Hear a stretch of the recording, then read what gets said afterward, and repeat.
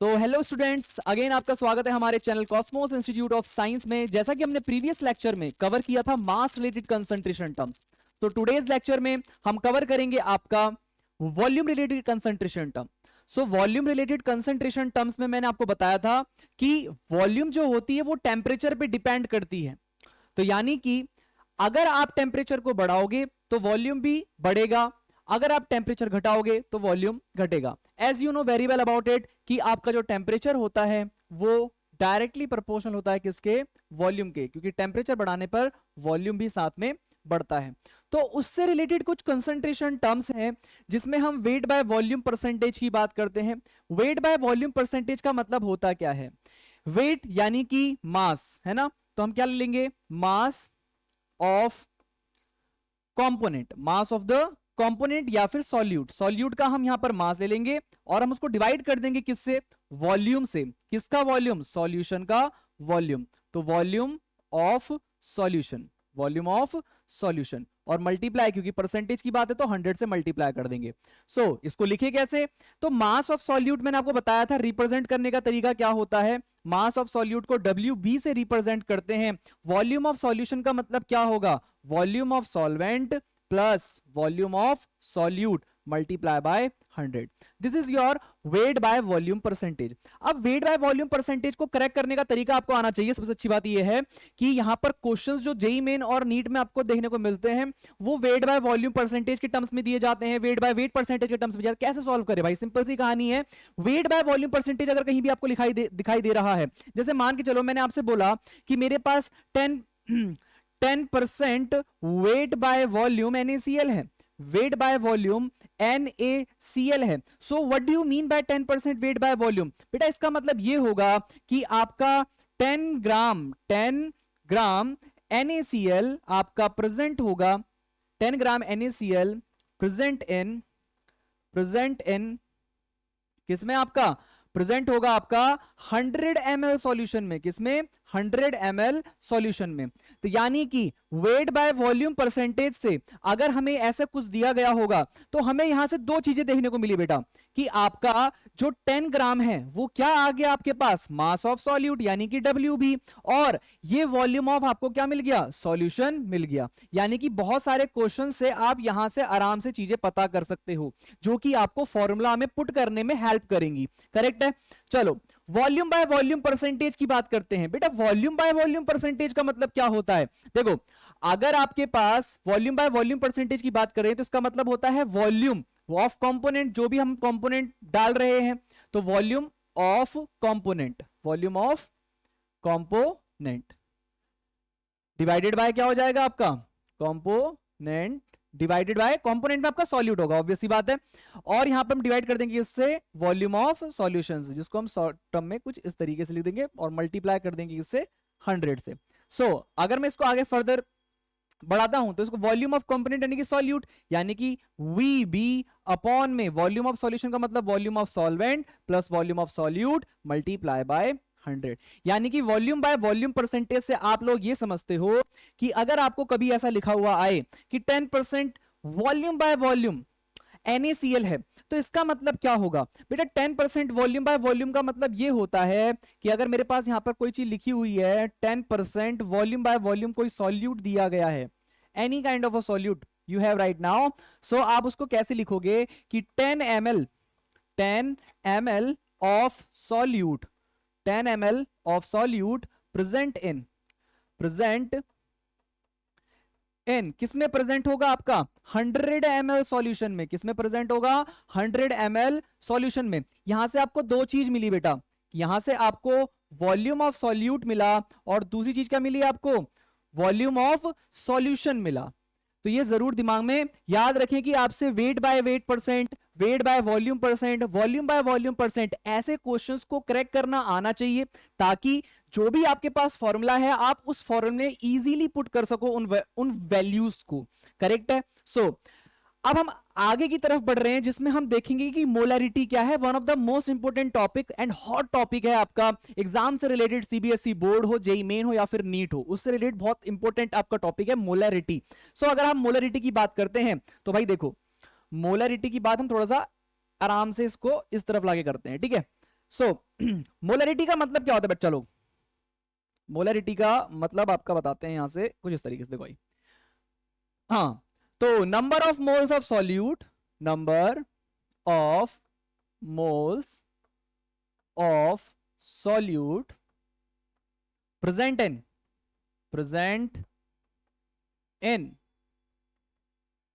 1 litre, 1 litre solution, 1 litre solution.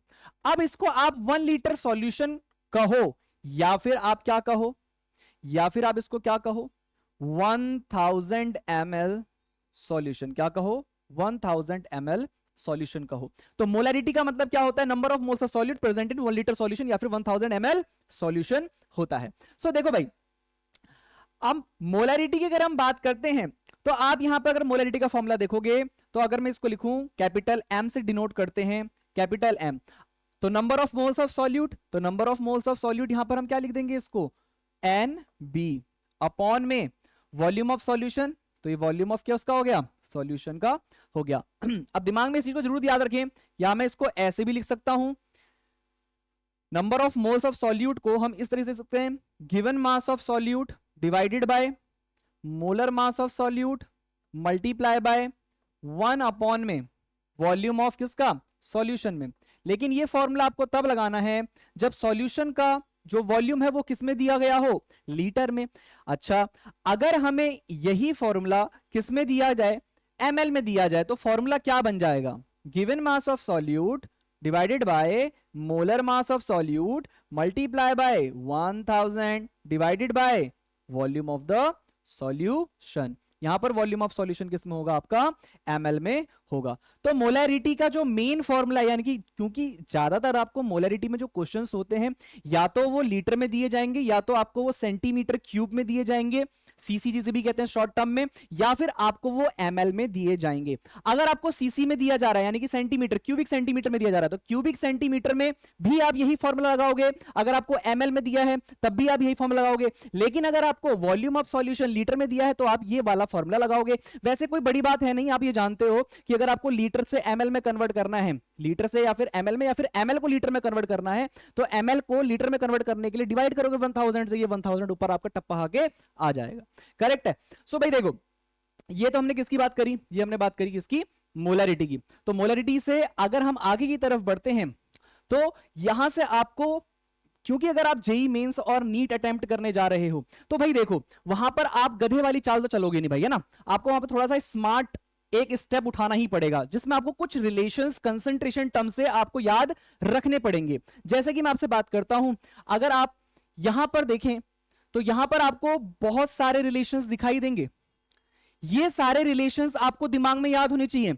आप फटाफट quickly, JEE mains हो चाहे नीट में बैठे हो, सीबीएसई में आप इसको अटेम्प्ट नहीं कर सकते हो, फिलहाल आप इसको जेई मेन और नीट में जरूर आप अटेम्प्ट कर सकते हो, ताकि आप बहुत इजीली क्या कर सको, अपने क्वेश्चन आंसर को सॉल्व कर सको। जैसा कि सबसे पहले आप यहां पर देखो बेटा, कि ये देखो मोलरिटी और मोलालिटी के बीच में रिलेशन। तो मोलरिटी और मोलालिटी के बीच का रिलेशन क्या होता है, m, यानी कि स्मॉल m यहां पे डिनोट कर रहा है मोलालिटी को, जिसका फॉर्मूला क्या है 1000 m, कैपिटल M यानी कि मोलरिटी डिवाइडेड बाय 1000 रो, जिसको हमने डेंसिटी से रिप्रेजेंट करते हैं, माइनस कैपिटल M, फिर से अगेन मोलरिटी, और mb का मतलब यहां पर क्या है, मोलर मास ऑफ सॉल्यूट। क्या है, molar mass of solute. This is your molality and mole fraction का, मोलालिटी और मोल फ्रैक्शन का यहां पर आपका ये रिलेशन है। ये आपको हमारे शॉर्ट्स में भी देखने को मिल जाएगा।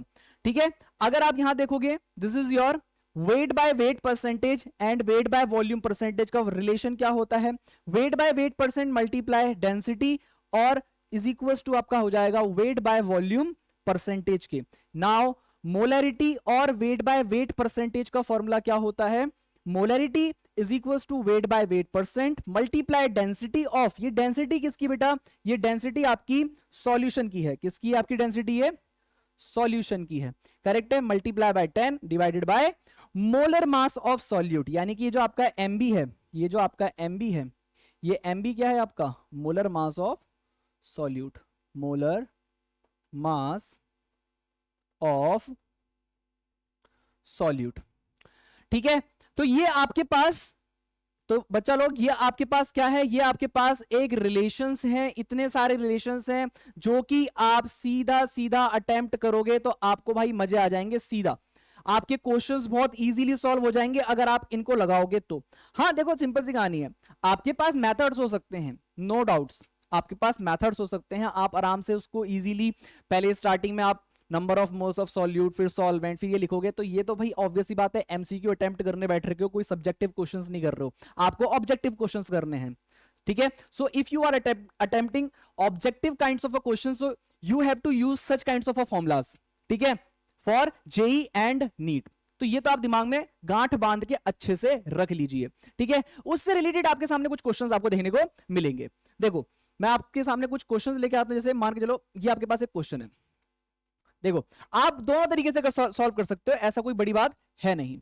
देखो आपके पास क्वेश्चन क्या है, find the molarity and molality of 15% solution of H2SO4 जिसकी डेंसिटी आपको दी गई है, डेंसिटी 1.2 ग्राम पर ml दी गई है। तो अब आपको क्या करना है, इसकी मोलैरिटी भी पता करनी है और मोलैलिटी भी पता करनी है। देखो पीछे मैंने रिलेशन बता रखा है, आप मोलैरिटी का वहां से तो आराम से निकाल सकते हो, करेक्ट है कि नहीं है। मोलैरिटी का फॉर्मूला अगर आप डायरेक्ट देखोगे, अगर आप मोलैरिटी का फॉर्मूला डायरेक्ट देखोगे तो आपके पास फॉर्मूला डायरेक्ट क्या है, weight by wait, wait by weight percentage multiply density multiply 10 और डिवाइडेड बाय क्या है, मास of solute. Wait by weight percent आपको दे रखा है, डेंसिटी डेंसिटी आपको दे रखी है, और यहां पर मास ऑफ सॉल्यूट यानी कि मास ऑफ सॉल्यूट में आपका क्या आ जाएगा, मोलर मास ऑफ H2SO4। तो मोलर मास ऑफ H2SO4 आपका निकाल सकते हो आप, वैसे इजीली निकाल फाइंड आउट कर सकते हो, बट दिमाग में याद रख लेना 98 ग्राम पर मोल होता है किसका, मोलर मास ऑफ H2SO4। दिमाग में ये चीज का आप यहां से डायरेक्ट पुट करके निकाल सकते हो, कोई बड़ी बात नहीं है। यहां से आपका मोलैरिटी आ गया, अरे भाई अगर मोलैरिटी आ गया तो इसका मतलब भाई देखो अगर आपके पास मोलैरिटी है तो आप मोलैरिटी भी आराम से निकाल सकते हो बेफिक्र होके। पूछो कैसे, देखो मोलैलिटी निकालने का फॉर्मूला क्या है, मोलैलिटी निकालने का फॉर्मूला अगर आप मोलैरिटी और मोलैलिटी के बीच का रिलेशन चाहे चेक करें फटाफट, देखो यहां पर आपको मोलैरिटी और मोलैलिटी के बीच का रिलेशन दिख रहा है साफ साफ, बस यही वाला आप क्या कर दो, पुट कर दो, यही वाला आप क्या कर दो, पुट कर दो, यहां पे ले आ जाओ वापस से, देखो इसी में आपको पुट करना है। तो देखो मोलैरिटी का फॉर्मूला क्या होता है, मोलैरिटी के साथ 1000 molarity divided by 1000 multiply density minus कर देंगे एम एम बी। अब फिर से वही वाली बात, एम बी की जगह पे क्या आ जाएगा आपका, मोलर मास ऑफ H2SO4 जो कि मैंने आपके सामने लिख रखा है। मोलैरिटी, अरे मोलैरिटी तो आप यहां से आराम से निकाल सकते हो, बोलो हाँ की ना, करेक्ट है। और ये देखिए यहां पर भी आपको मोलैरिटी पुट करनी है और this is your density. But देखो आपने तो यहां पर ट्रिक लगा ली, अब मान के चलो किसी सीबीएसई स्टूडेंट को इसको सॉल्व करना है तो फिर वो कैसे करेगा, तो भाई उसके लिए बहुत अच्छा मेथड है, सिंपल सी कहानी है, फिर तो आपको पूरा खोल के जाना पड़ेगा, करेक्ट है कि नहीं है। तो सबसे पहले 15%, इस 15% वेट बाय वेट को हम कन्वर्ट करते हैं। तो मैंने आपको प्रीवियस लेक्चर में ही बताया है कि 15% वेट बाय वेट का मतलब क्या होगा। अब देखो वहां पे 15% वेट बाय वेट लिखा नहीं है, बट याद रखिए जहां पर मोलैरिटी वगैरह पूछी जाती है वहां पर अगर सिर्फ आपको परसेंटेज दी गई है, वेट बाय वेट या फिर वेट बाय वॉल्यूम नहीं दिया गया, तो आप वेट बाय वेट परसेंटेज ही मानेंगे, याद रखना इस चीज को, करेक्ट है। सो वेट बाय वेट परसेंट यहां पर इसका मतलब क्या हो जाएगा कि 15 ग्राम ऑफ H2SO4 किसमें प्रेजेंट है, प्रेजेंट है आपका किसमें, प्रेजेंट इन 100 ग्राम सॉल्यूशन में, 100 ग्राम सॉल्यूशन में। तो मुझे यहां पर मास ऑफ सॉल्यूशन मिल गया। तो मास ऑफ सॉल्यूशन क्या होता है बच्चा लोग, मास ऑफ सॉल्यूशन क्या होता है, मास ऑफ सॉल्यूशन आपका होता है मास of solute plus mass of solvent. Mass of solute का मतलब क्या है कि आपके पास यहां पर मास ऑफ सॉल्यूट दिया गया है H2SO4 का, यानी कि 15 प्लस सॉल्वेंट का आपको पता नहीं है, यानी कि यहां पर आपका मास ऑफ सॉल्यूशन कितना है 100। तो 100 में से अगर आप 15 माइनस करोगे तो आपका आंसर कितना आएगा 85 ग्राम मास ऑफ सॉल्वेंट। क्या आ जाएगा मास ऑफ सॉल्वेंट। तो भैया यहां पर नीड क्या थी मास ऑफ सॉल्वेंट निकालने की, अरे भाई मोलैलिटी कैसे निकलेगी, तो मोलैलिटी निकालने के लिए तो आपको मास ऑफ सॉल्वेंट निकालना ही पड़ेगा ना।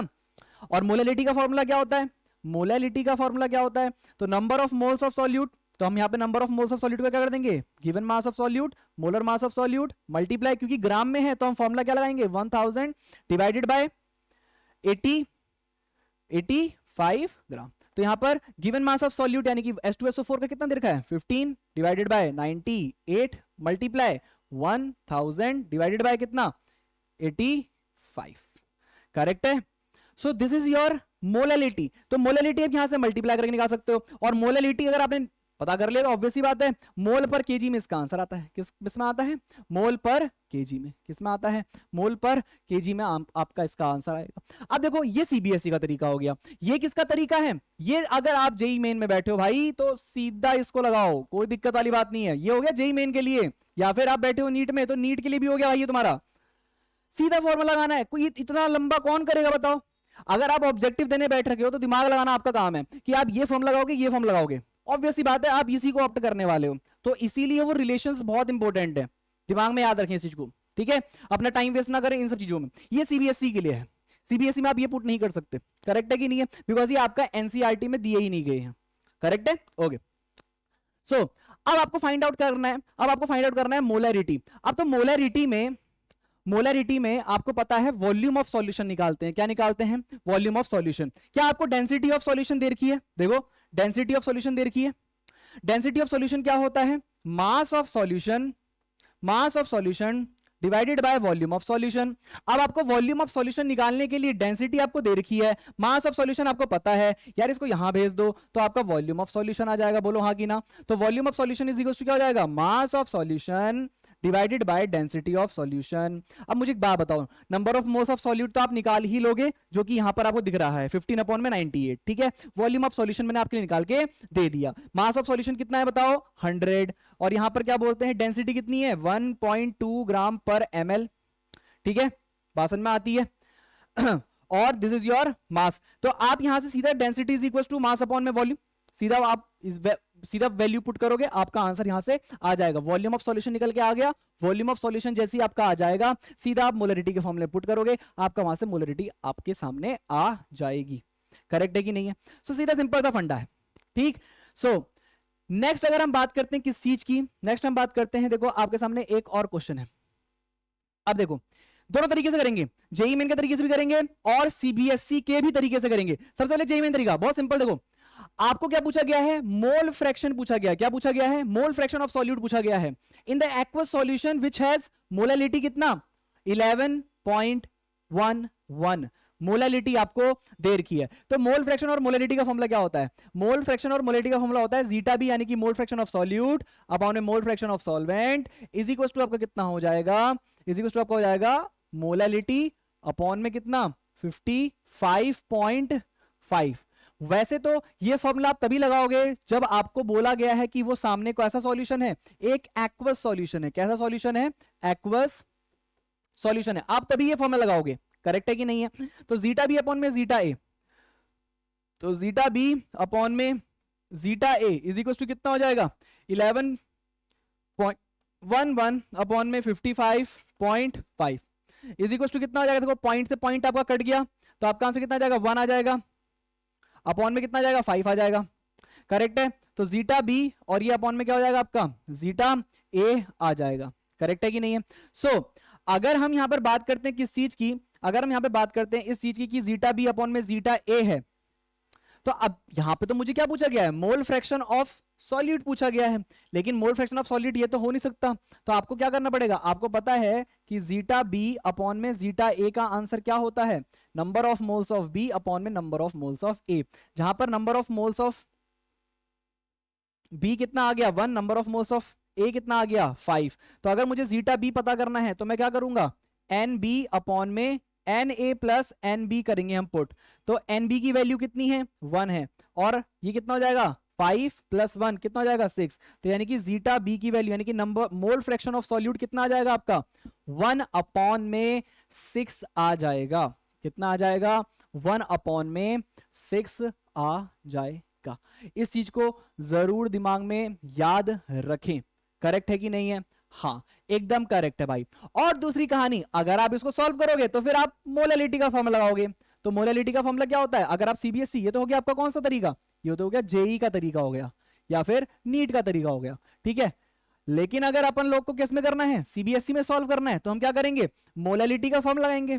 Given mass of solute upon में molar mass of solute multiply by 1 upon में volume of solution, volume of sorry mass of solvent, 1 upon में mass of solvent multiply 1 upon में मास ऑफ सॉल्वेंट, सॉल्वेंट का मास।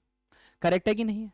सो आप यहां से direct निकाल सकते हो। मोलैलिटी आपको गिवन है, given mass of solute, molar mass of solute और 1 अपॉन में मास ऑफ सॉल्वेंट। तो यहां से आप क्या पता कर सकते हो, मोलैलिटी पता कर सकते हो। तो आपके पास शॉर्ट ट्रिक भी है और आपके पास क्या है, लॉन्ग ट्रिक भी है। सीबीएसई वाले तरीके से भी आप सॉल्व कर सकते हो। और ये तो आपको जेईई और नीट में अटेम्प्ट करने का बहुत सिंपल सा तरीका पता चल गया है। सो ये हमारा वॉल्यूम रिलेटेड कंसंट्रेशन टर्म्स जितने भी थे हमने सॉल्व कर लिए हैं, हमने चेक कर लिया, ठीक है। फर्दर हम नेक्स्ट वीडियो में आपको फिर से मिलेंगे बढ़ते क्रम में। तब तक के लिए गुड बाय, सी या एंड टाटा।